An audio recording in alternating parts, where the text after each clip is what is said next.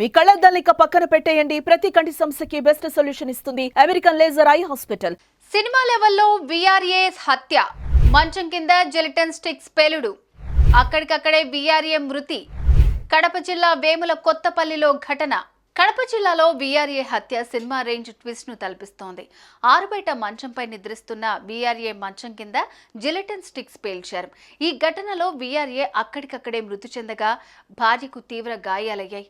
అటు పిల్లలు వేరే రూమ్లో పడుకోవటంతో బ్రతికిపోయారు. ఇంతకీ ఈ హత్య చేసింది ఎవరు? కారణం ఏంటి?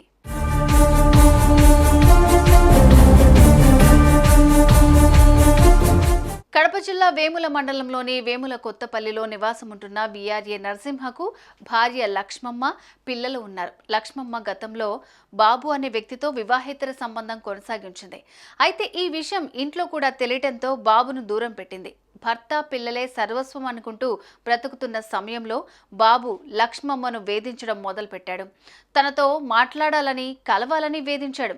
కానీ లక్ష్మమ్మ అందుకు అంగీకరించలేదు.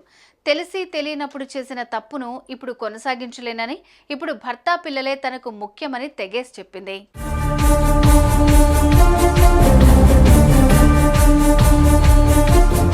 దీంతో బాబు కోపంతో ఊగిపోయాడు. లక్ష్మమ్మను అంతం చేయాలనుకున్నాడు. తనతో మాట్లాడకపోతే చంపేస్తానని బెదిరించాడు.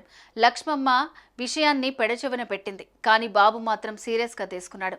నరసింహ, అతని భార్య లక్ష్మమ్మ ఇంటి బయట మంచంపై పడుకున్న సమయంలో గుర్తు తెలియని దుండగులు జెలటిన్ స్టిక్స్ ను నరసింహ పడుకున్న మంచం కింద పెట్టి అర్ధరాత్రి పేల్చారు.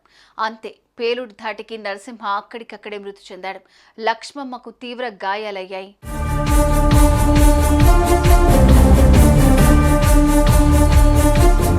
భారీ శబ్దం విని ఇంట్లో పడుకున్న పిల్లలు బయటకొచ్చి చూడగా చిందరవందరగా ఉంది. వెంటనే పోలీసులకు సమాచారం ఇవ్వడంతో వారు చేరుకుని లక్ష్మమ్మను ఆసుపత్రికి తరలించారు. చనిపోయిన నరసింహ మృతదేహాన్ని ప్రభుత్వ ఆసుపత్రికి తరలించారు. కాగా ఈ ఘాతుకానికి పాల్పడింది బాబు అని అంటున్నారు బాధిత కుటుంబ సభ్యులు. లక్ష్మమ్మ మాట్లాడనందుకే హత్య ప్లాన్ చేశాడని అన్నారు. దీంతో పోలీసులు కేసు నమోదు చేసుకుని దర్యాప్తు చేపట్టారు.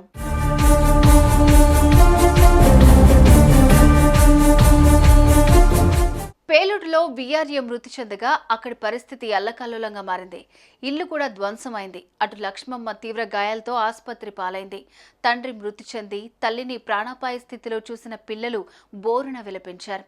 అటు పోలీసులు అనుమానితుడైన బాబును అదుపులోకి తీసుకుని విచారణ జరుపుతున్నారు.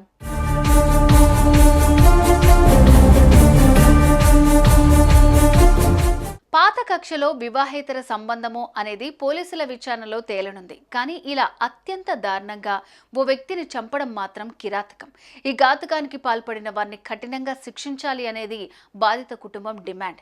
చూడాలి పోలీసుల విచారణలో ఇంకెన్ని విషయాలు బయటపడతాయో.